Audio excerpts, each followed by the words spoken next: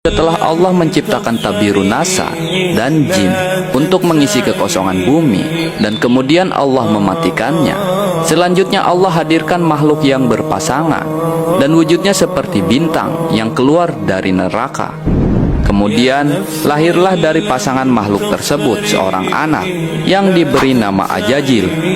Setelah cukup besar, Ajajil melakukan peribadatan kepada Allah Ta'ala selama 1000 tahun lamanya. Kemudian Allah Ta'ala mengangkat Ajajil ke langit pertama. Di langit yang pertama, Ajajil pun tekun beribadah.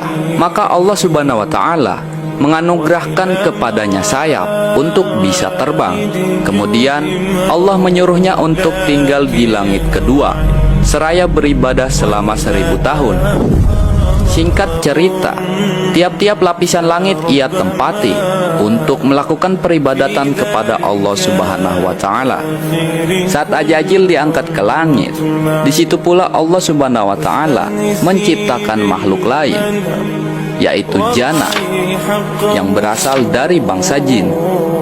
Jana mengisi bumi selama 70.000 tahun lamanya, hingga akhirnya melahirkan anak cucu. Kemudian Jana merasa sombong dan kufur. Maka Allah Subhanahu wa Ta'ala mematikan makhluk yang bernama Jana tersebut, sahabat keramat wali. Kemudian sebagai pengganti Jana, maka Allah Subhanahu wa Ta'ala menciptakan makhluk lain yang bernama Banul Jana atau Bananul Jana.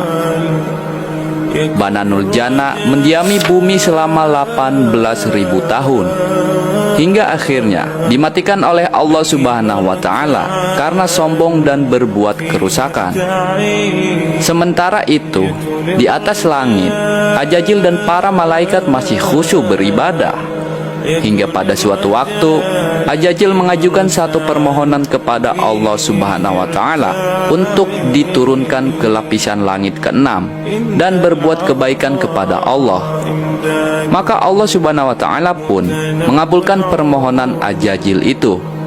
Kemudian turunlah Ajajil bersama 700 malaikat pengiringnya ke langit ke-6. Singkat cerita, setelah merasa cukup melakukan peribadatan di langit ke-6, Ajajil memohon kepada Allah untuk diturunkan ke langit ke-5 dan seterusnya, hingga sampailah ia di langit dunia.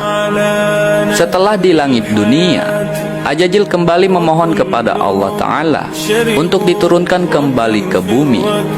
Ajajil memohon kepada Allah Ta'ala, "Ya Tuhanku, betapa Bananul Jana telah banyak berbuat kerusakan di muka bumi. Anugerahkanlah atas hamba-Mu ini dan para malaikat untuk berbuat kebaikan ke hadirat-Mu di muka bumi itu." Kemudian Allah Subhanahu wa Ta'ala mengabulkan permohonan Ajajil itu.